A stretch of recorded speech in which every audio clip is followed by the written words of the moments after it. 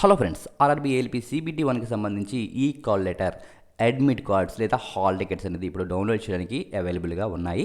ఓకేనా? అయితే దీన్ని మనం ఎలా డౌన్లోడ్ చేయాలి? ఈ కాల్ లెటర్తో పాటుగా మనం ఐడి ప్రూఫ్స్, ఎగ్జామ్ సెంటర్కి ఏమేమి తీసుకుని వెళ్ళాలి? అక్కడ మనకి రఫ్ వర్క్ చేసుకోవడానికి వైట్ పేపర్ అండ్ పెన్ వాళ్ళే ఇస్తారా? మనం తీసుకొని వెళ్ళాలా? ఎగ్జామ్ సెంటర్కి మనం మొబైల్ ఫోన్ తీసుకుని వెళ్ళవచ్చా? ఇలాంటి డౌట్స్ అన్ని చాలామందికి ఉన్నాయి కదా. సో అవన్నీ ఒకసారి మనం ఇక్కడ క్లియర్గా చూద్దాం ఫ్రెండ్స్, ఎలా డౌన్లోడ్ చేయాలి ఏంటనేది. ఓకే ఫ్రెండ్స్, ముందుగా హాల్ టికెట్ లేదా ఈ అడ్మిట్ కార్డ్ ఎలా డౌన్లోడ్ చేయాలో చూద్దాం. ముందుగా any RRB official website, RRB Bhubaneswar కానీ సికింద్రాబాద్ కానీ, లేదా మీరు ఏదైనా వెబ్సైట్ ఓపెన్ చేసుకోవచ్చు.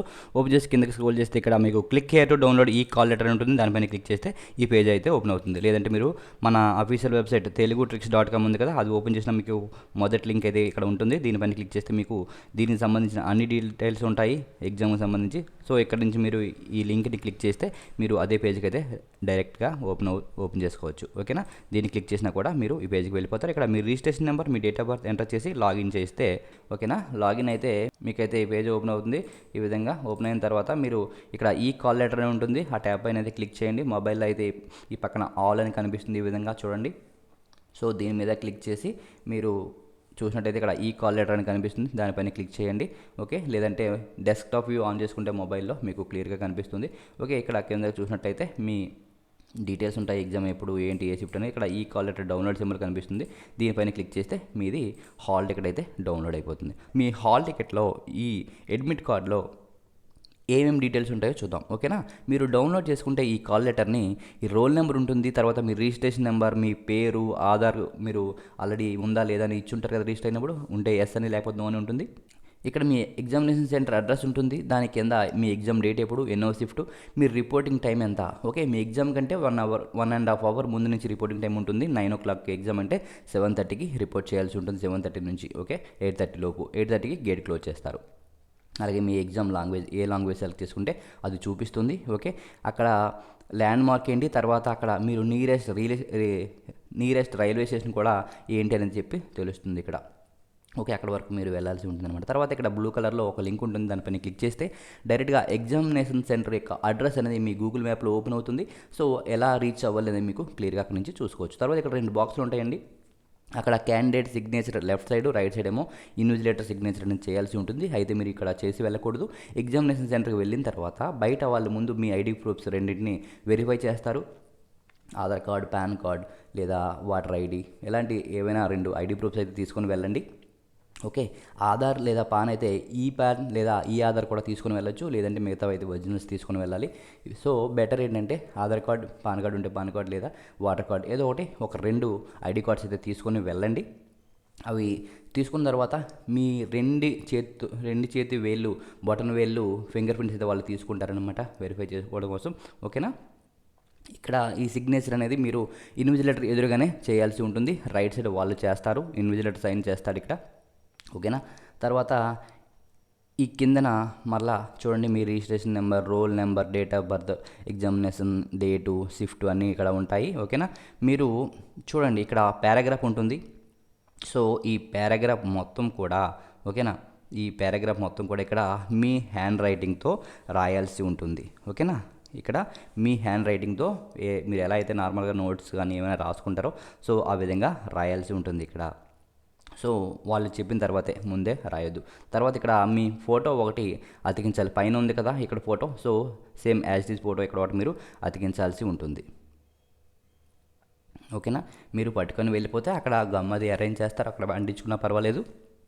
ఓకేనా? లేదంటే మీరు అంటించుకొని పట్టుకొని వెళ్ళిపోయినా పర్వాలేదు. ఓకేనా?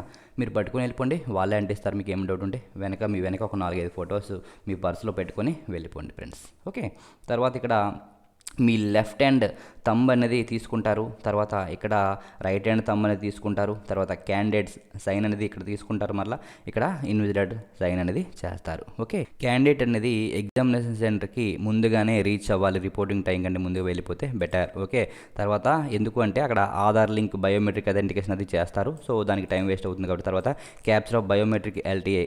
ఓకేనా?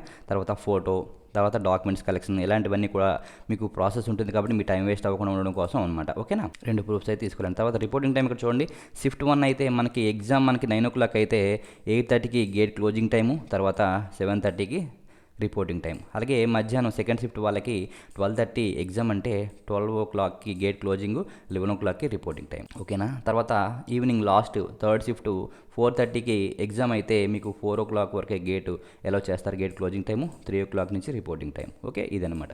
తర్వాత చూడండి ఇక్కడ క్లియర్గా ఇచ్చారు third point, no candidates will be allowed inside the test centre after gate closing time for the date and shift indicated in the call letter. మీ కాల్ లెటర్లో ఉన్న గేట్ క్లోజింగ్ టైం అలాగే ఆ డేటు ఆ షిఫ్ట్ కంటే తర్వాత వచ్చినట్లయితే allow చేయరు. ఓకేనా. టెస్ట్ సెంటర్ అనేది మీరే చూసుకొని ఒకరోజు ముందు చేరిపోండి, తలనొప్పులు ఏవి లేకుండా దూరంగా వెళ్ళే వాళ్ళందరూ కూడా ముందు రోజే ఆ ఎగ్జామినేషన్ సెంటర్ దగ్గరికి వెళ్ళిపోతే మీరు ఎగ్జామ్కి తర్వాత హ్యాపీగా ప్రశాంతంగా వెళ్ళొచ్చు. ఓకేనా.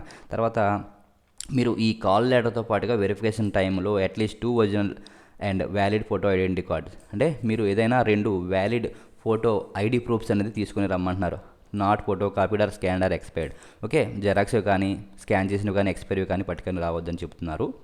సో మీరు ఏమేమి తీసుకెళ్ళచ్చు, ఓటర్ కార్డు కానీ ఆధార్ కార్డు కానీ, లేదా చూడండి ప్రింట్అవుట్ అయితే ఏం తీసుకెళ్ళచ్చు, ఈ ఆధార్ అనేది ప్రింట్అవుట్ తీసుకెళ్ళచ్చు. ఓకేనా. తర్వాత డ్రైవింగ్ లైసెన్స్, పాన్ కార్డ్ అవి ఒరిజినల్స్ ఉండాలి, లేదంటే ఈ పాన్ అయినా కూడా మీరు తీసుకోవచ్చు.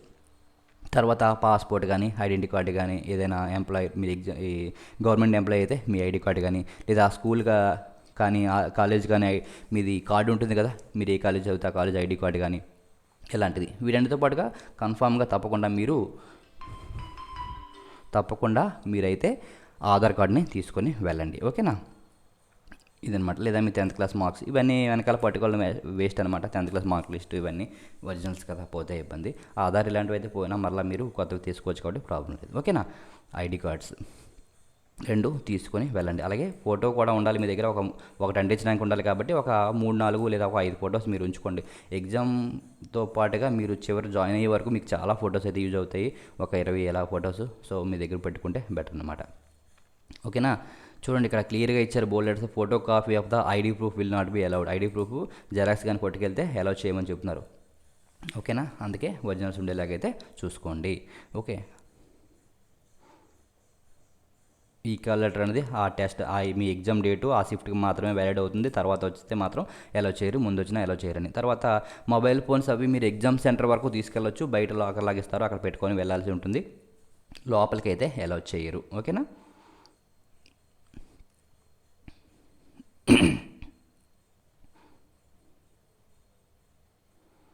తర్వాత మీకు అక్కడ లాంగ్వేజ్ అనేది తెలుసు కదా, ఎగ్జామ్ పేపర్ అనేది మీరు ఇంగ్లీష్లో డిఫాల్ట్గా అందరికీ ఉంటుంది. తర్వాత మీరు లోకల్ లాంగ్వేజ్ ఏది సెలెక్ట్ చేసుకోవచ్చు కావాలనుకుంటే.